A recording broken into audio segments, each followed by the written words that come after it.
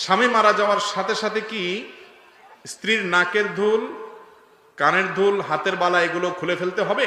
নবী করিম সাল্লাল্লাহু আলাইহি ওয়াসাল্লাম বিভিন্ন হাদিস থেকে আমরা জানতে পারি, কোরআন কারীমের আয়াত থেকে আমরা জানতে পারি, একজন স্ত্রী তার স্বামীর মৃত্যুর পর 4 মাস 10 দিন পর্যন্ত তিনি ইদ্যত পালন করবেন, শোক পালন করবেন। কয়দিন? 4 মাস 10 দিন। এই সময়টাতে তিনি প্রথমত বিবাহ শাদী করবেন না, কারোর সাথে বিবাহ শাদীতে বসবেন না। আর যদি তার গর্ভে কোনো সন্তান থাকে তাহলে সেক্ষেত্রে সন্তান প্রসব হওয়া পর্যন্ত এই বিধান চলবে, 4 মাস 10 দিন না। আর এই ইদ্যত পালন সময়ে 4 মাস 10 দিন অথবা গর্ভ খালাস হওয়া পর্যন্ত এই সময়টাতে ইদ্যতকালীন সময়ে তার যে অন্যান্য বিধান আছে সেগুলো প্রযোজ্য। বিশেষ করে 4 মাস 10 দিন ইদ্যত পালনকালীন সময়ে যেই ঘরে থাকা অবস্থায় স্বামী মৃত্যুবরণ করেছেন ওই ঘরে, ওই বাড়ির আঙ্গিনার বাইরে প্রয়োজন ছাড়া যাবেন না।